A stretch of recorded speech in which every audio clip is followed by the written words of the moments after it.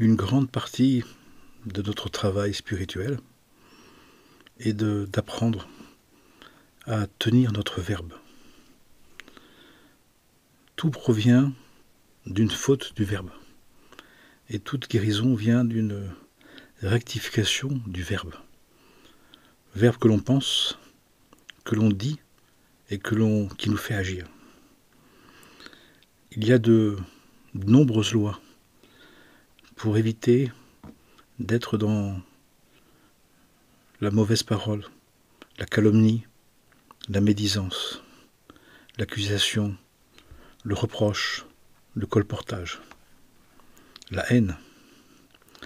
Et l'axe principal, l'axe essentiel du travail spirituel est de tenir son verbe, de le retenir, de le maîtriser. Qui maîtrise son verbe en pensée, en parole et en acte, obtient une maîtrise de soi et un alignement sur les principes du divin.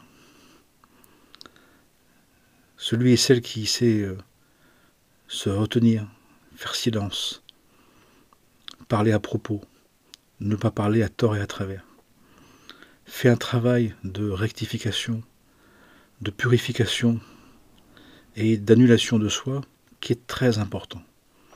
Et quand on regarde toutes les formes religieuses, l'attitude de tenir son verbe, de tenir sa croix, de tenir son épée, de tenir son sexe, de tenir son comportement, parlent tous d'une manière ou d'une autre du fait que nous devons être maîtres de la porte du verbe, la porte de la bouche, qui est de la porte de la langue, qui a des dents et qui a une bouche, qui a deux protections, qui fait que tout ce qui en nous est désordonné provient d'un manquement à la parole.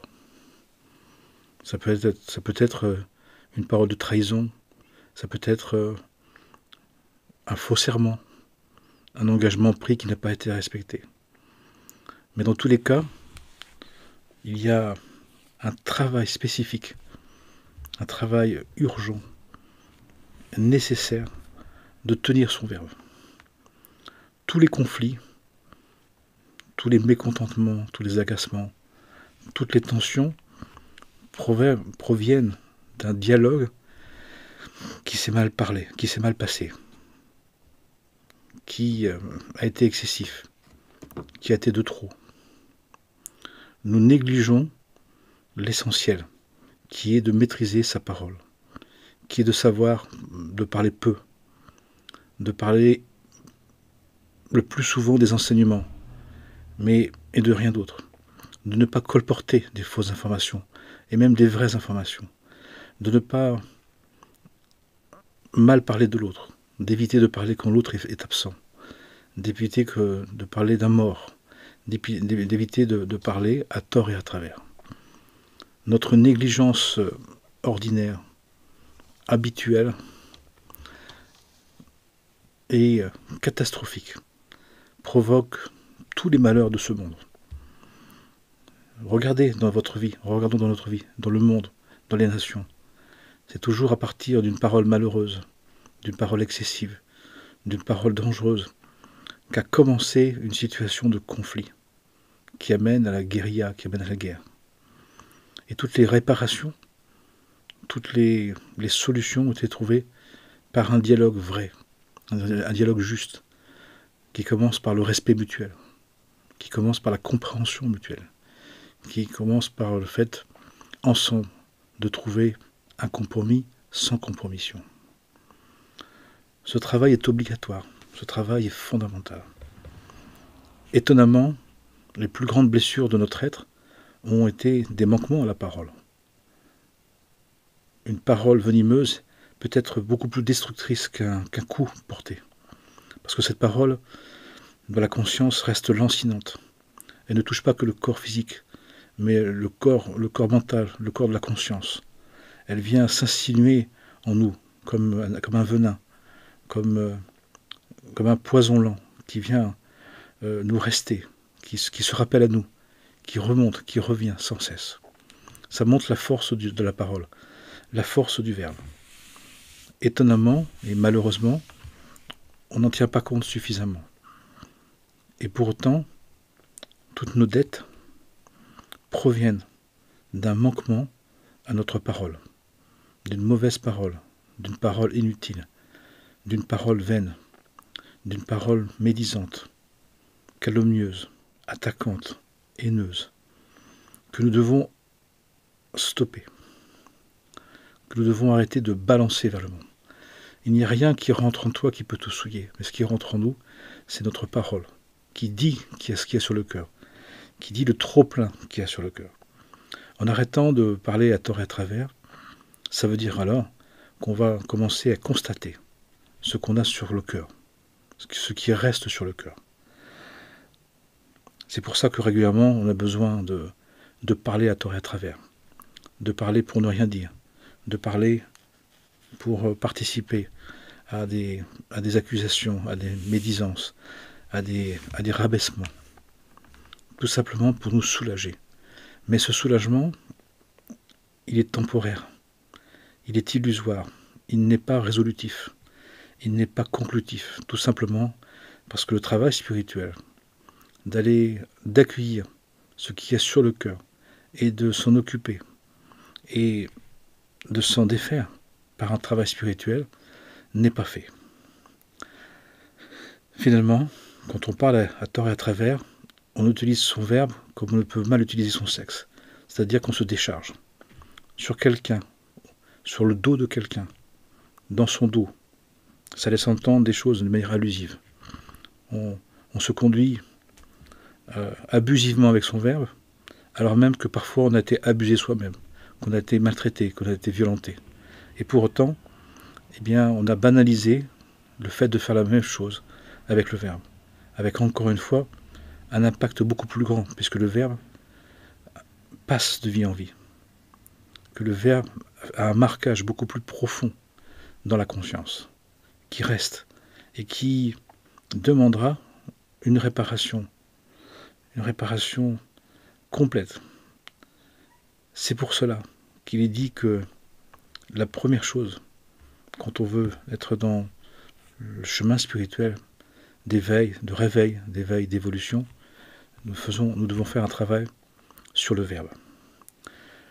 C'est pour ça aussi que, pour faire ça, on doit étudier, pour connaître les lois, en particulier les lois sur la bonne parole et la mauvaise parole. L'étude nous permettant de savoir que ce qui est bien de dire, ce qui est juste de dire, ce qui n'est pas juste de dire, s'il est nécessaire de dire ou pas, de savoir, d'apprendre comment maîtriser sa parole, comment se tenir compte de sa parole. En premier, en essayant d'abord d'éviter de parler à tort et à travers, d'éviter de parler pour rien, d'éviter de parler sans qu'il est nécessaire.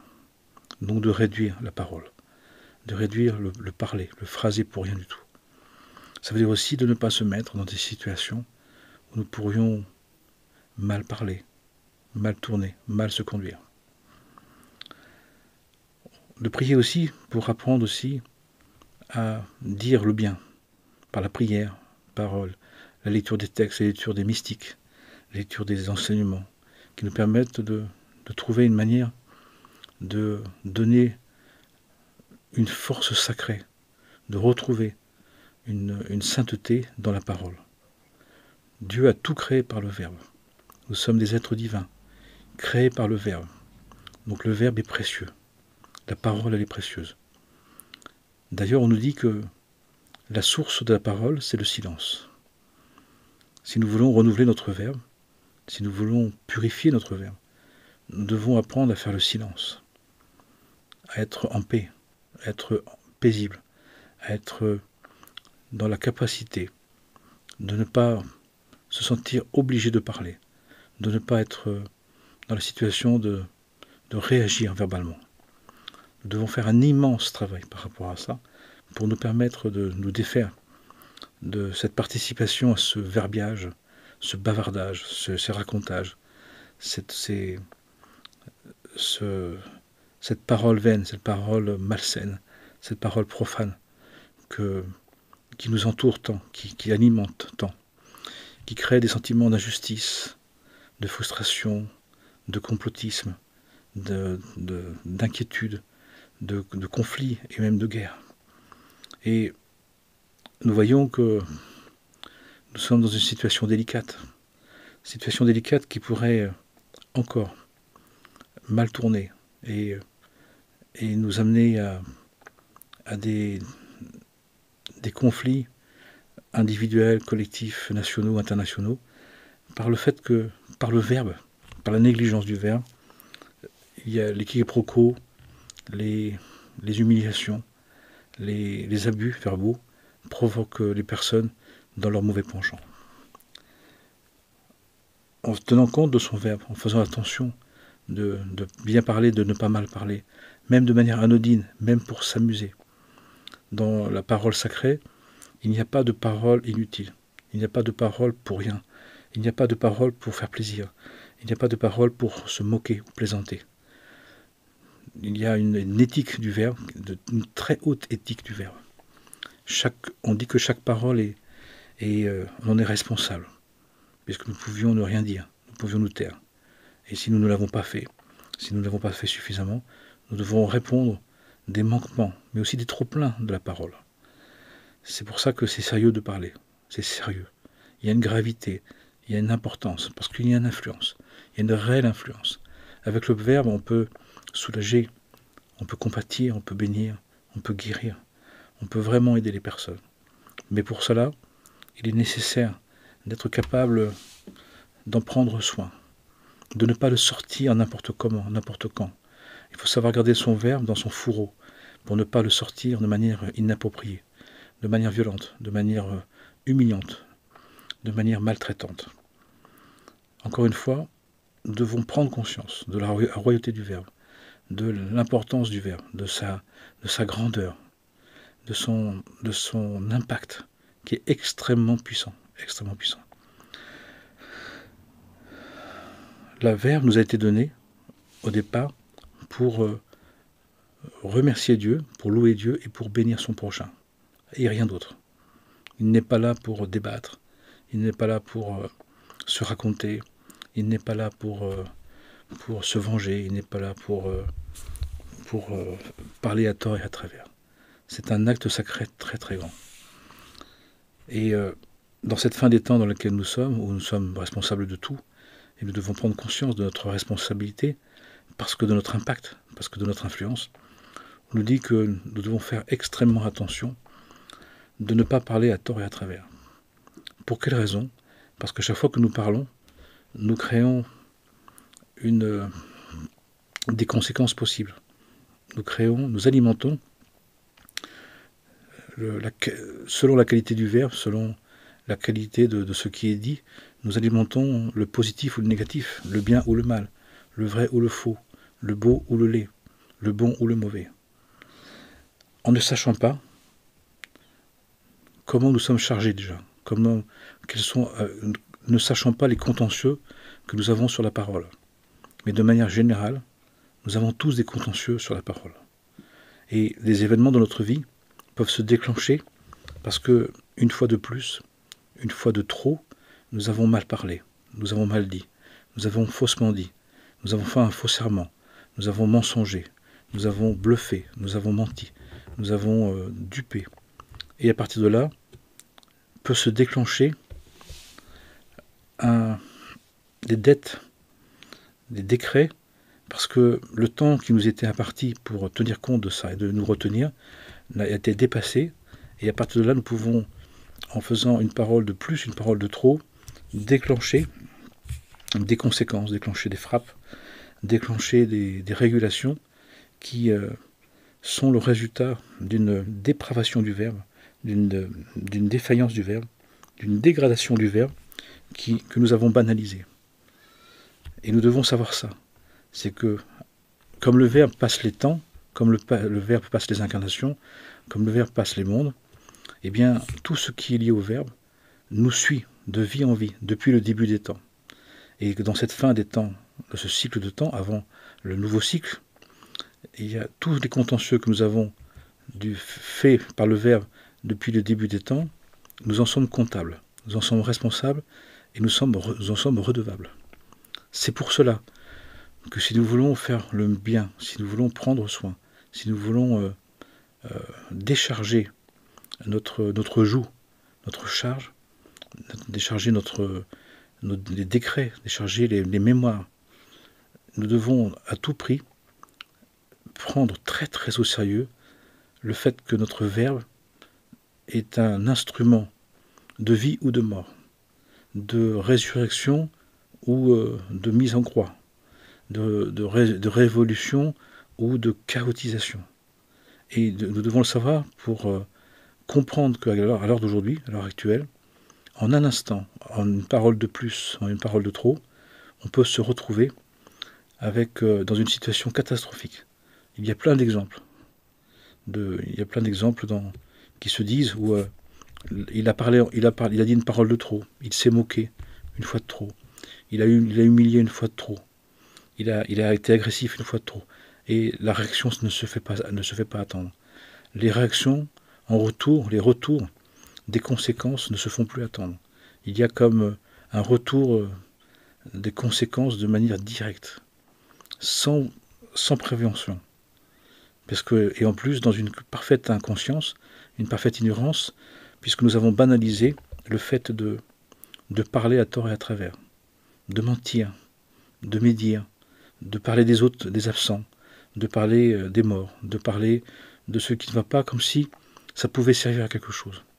Nous avons perdu la sacralité du Verbe, et nous devons donc la retrouver. Pour en tenir compte, et ne plus être étonné que une parole de trop, une parole banale de trop, a pu amener l'autre à nous attaquer, à se suicider, à nous abandonner, à nous quitter, à nous laisser tomber, à se déprimer. J'en ai plein d'exemples actuellement, de personnes qui ont commis ou qui ont subi une parole de trop, une parole indélicate, violente, maltraitante, abusive de trop, et ça a été le craquage. Parfois c'est quelqu'un qui l'a vécu, parfois c'est quelqu'un qui l'a donné, et la personne n'a pas compris les retours, n'a pas compris l'insupportation, la faim de non-recevoir, les attaques, les culpabilités, les accusations. Et il nous faut faire extrêmement attention de ne pas être un profanateur par le Verbe, de ne pas être un idolâtre par le Verbe, de ne pas tomber dans la haine gratuite par le Verbe. Et pour cela, nous devons faire extrêmement attention, reprendre conscience que la parole n'est pas négligeable. La parole, c'est d'utiliser le Verbe de Dieu, de verbaliser le souffle divin qui nous anime, et dont nous devons être le représentant dans ses valeurs. Nous devons représenter par notre Verbe les valeurs divines, rien d'autre. Par notre bouche ne doit pas passer de la médisance, de la calomnie, du colportage, de l'attaque, de la haine gratuite, de la violence, de la haine. Ça veut dire aussi que pour éviter ça, nous devons nous connaître, nous devons savoir comment nous réagissons, comment nous pouvons nous laisser nous emporter, comment nous pouvons être vindicatifs, haineux, agressifs, violents, jugeants, en un instant. Donc, la maîtrise du Verbe nous permet de bien nous évaluer, de bien nous connaître, de bien prendre conscience de qui on est, pour mieux en tenir compte et pour mieux faire le travail de maîtrise de soi, de maîtrise de sa parole, de maîtrise de son Verbe.